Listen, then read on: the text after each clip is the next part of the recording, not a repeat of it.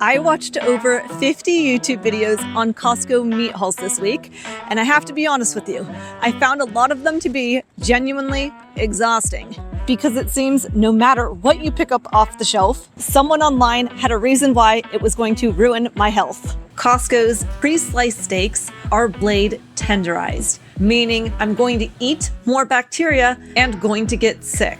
I also shouldn't buy regular grain-finished beef because if it's not grass-fed, I might as well be eating a hot dog. I can't just buy any eggs because if they're not pasture-raised, then they're fake eggs. And the rotisserie chicken? Oh, that's just poison.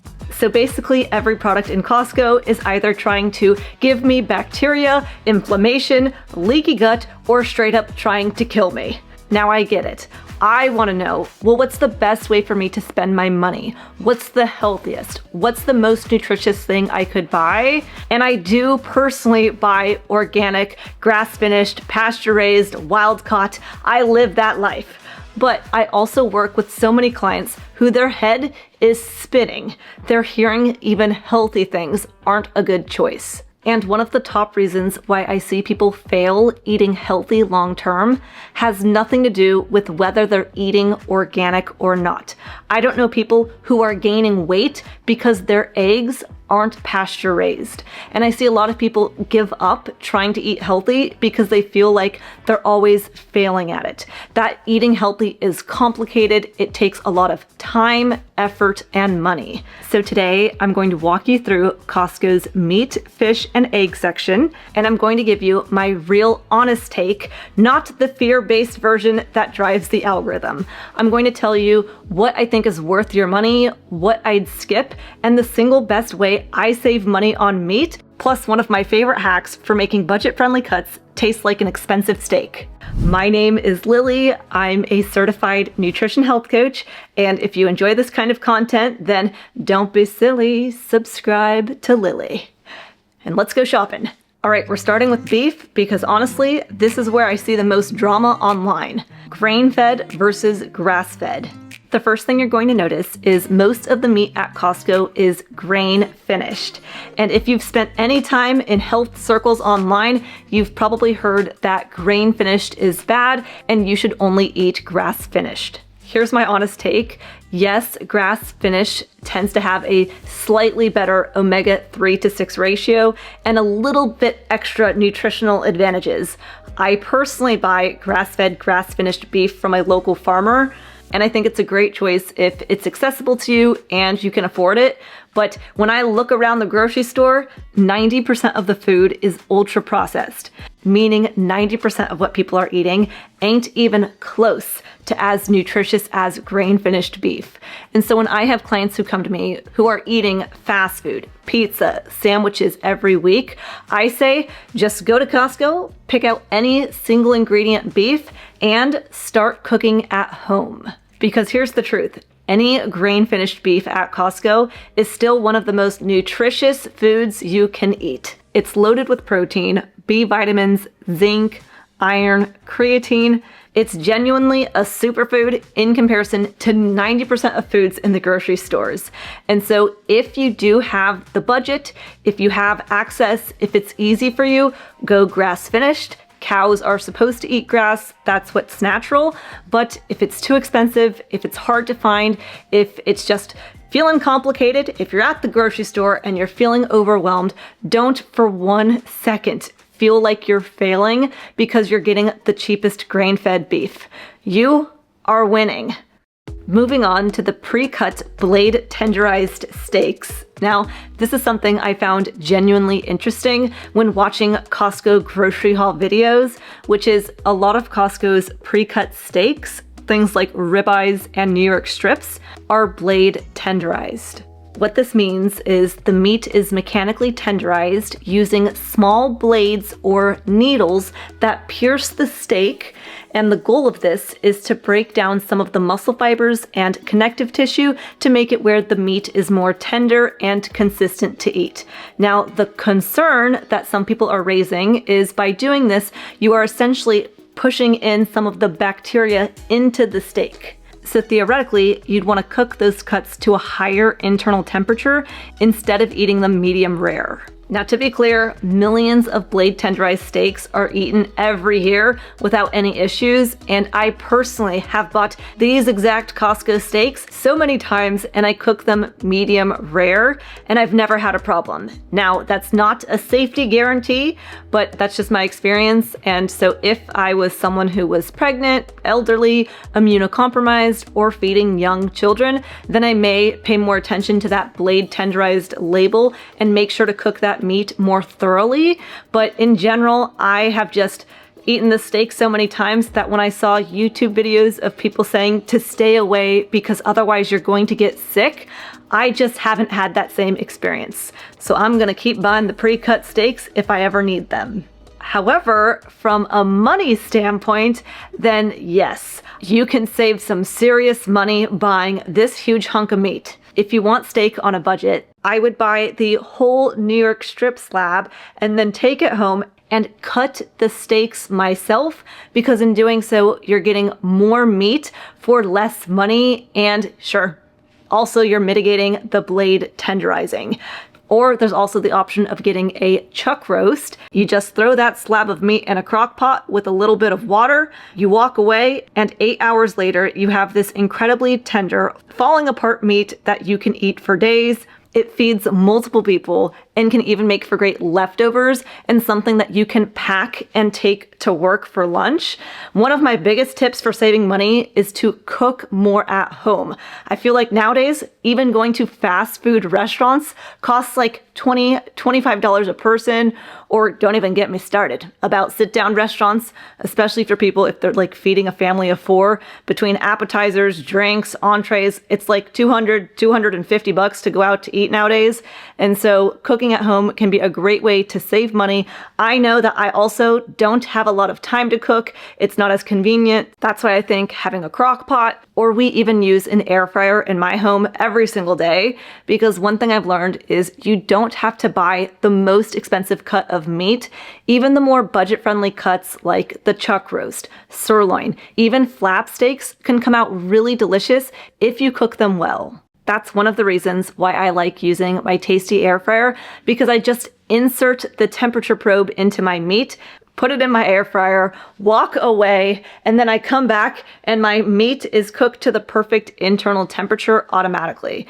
And today's video is sponsored by Tasty. Having this in my house is like having my own mini chef who cooks not only my steaks, but also my chicken, fish, pork, and all sorts of things to like restaurant quality meals. And I think that honestly, for most people, how you cook your meat matters more than how expensive the cut of meat is. A more affordable cut can taste incredible, and having a tool like this makes cooking at home so much easier and more convenient. If you'd like to help support this channel and get $35 off, use discount code LillieKane at checkout, or use the link in the video description, tasty.net/LillieKane. Okay, now let's talk about one of my favorite cuts of meat, which is simply ground beef. This is where I spend the vast majority of my grocery budget. Ground beef might be one of the single most underrated foods in the entire Costco. Firstly, you're going to see 3 main options. 80-20 ground beef, which is going to be the fattiest, 85-15 ground beef, which is more lean, and 88-12, which has the least amount of fat out of these options. All of them can be great.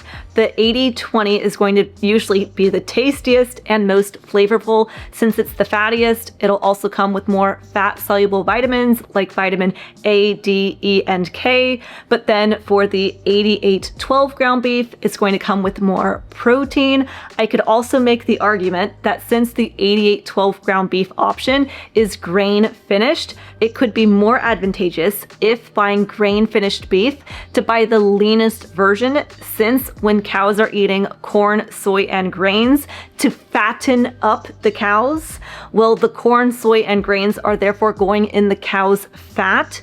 And so by opting for the leanest grain finished beef, I'm getting less of that kind of fat, and I could add my own grass-fed butter on top. Meanwhile, 85-15 is like the happy medium. Ultimately, I would put any of these in my grocery cart.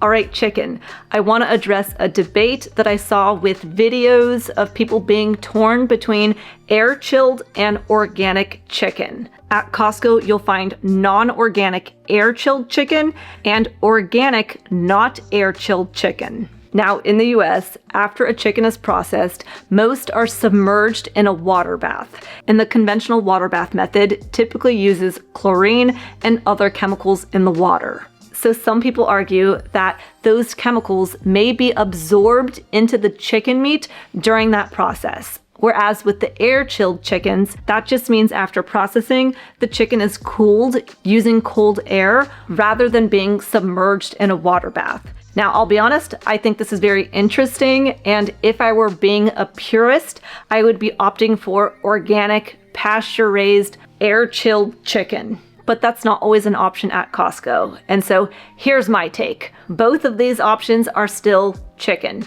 Both are an incredible source of protein.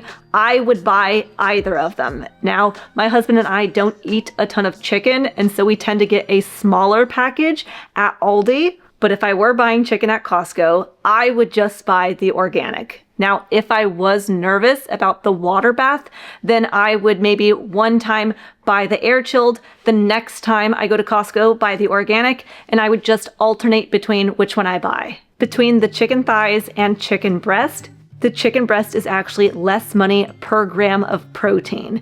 And so I would then buy that and add my own fat on top. I usually add butter, and my husband adds extra virgin olive oil. Also, which fat is likely healthier and more nutritious, the chicken thigh skin or the butter or olive oil? And I would argue it's the butter and olive oil. But again, I really wouldn't overthink it. I would buy either the chicken breast or chicken thighs. You can't go wrong with either.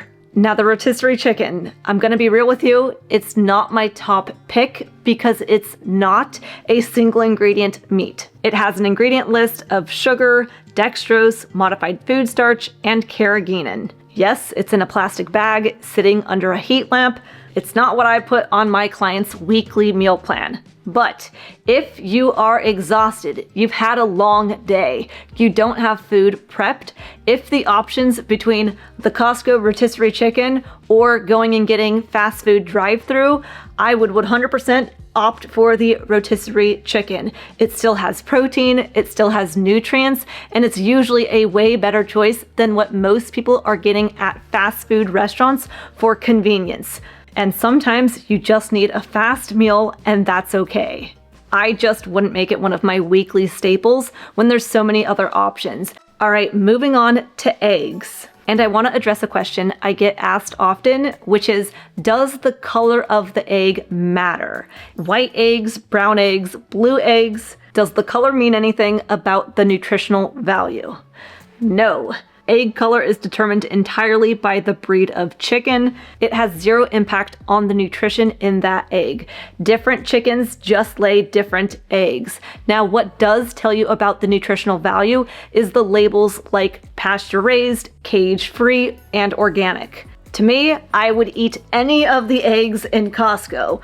I wouldn't overcomplicate it. I would pick any egg over any cereal, waffle, Danish, pancake. Eggs are one of the most nutritious foods on the planet. They're packed with choline, healthy fats, complete protein, vitamin D, B12. To me, any egg is better than no egg. And so this is healthy, this is healthy, this is healthy. Now, if you'd like the most nutritious egg, then an organic pasture-raised egg would be the healthiest. But again, they're all very healthy. And so if I was in the grocery store, if I want to know which one is the most nutritious, I would just look at the price of the egg. The more expensive the egg, the more nutrition. Though if you're standing in the grocery store overwhelmed, I would just pick any egg that you can afford and move on. Now I'm going to quickly show you some products I think are great at Costco. They've got these beef Teton sausages. They've got clean ingredients, they're easy to make, and they're so yummy. This turkey, again, it's clean, it's scrumptious, I have no complaints. This is the only bacon I saw that didn't have added sugar, so this would be the one I would pick. I love all of these yogurts because they're plain, they don't have added sugars, they're high in protein, so I give this a yes, yes, and a yes. Sardines, yum, yum for lunch. You could even have sardines and eggs for breakfast. Hey, that's a way to start the morning. 10 out of 10, would recommend. With cheese, this is the one that we buy. Honestly, again, this is where I wouldn't overcomplicate things.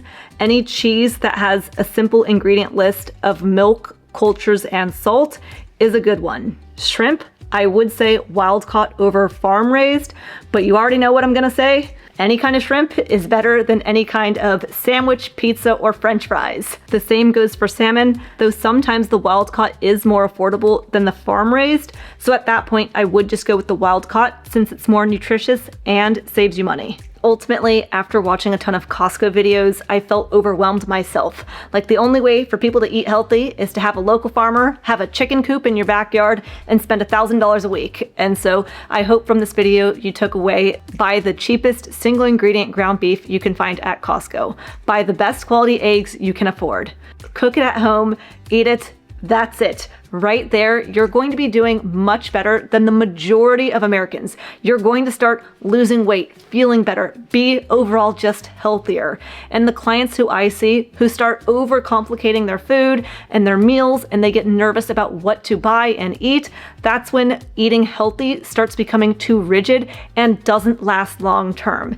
And so I'd start with simple, start with the basics. And then if you'd like to optimize for grass-fed, organic, pasture-raised, then please, that's great. But don't let perfect be the enemy of good. There are some foods that I think are naughty that were not helping my body and were adding to visceral fat. There were 7 main foods I thought were healthy that really weren't, and I made a video covering those 7 foods and the healthier swap to those foods. I'll link that video right here and in the video description. Don't be silly, subscribe to Lillie.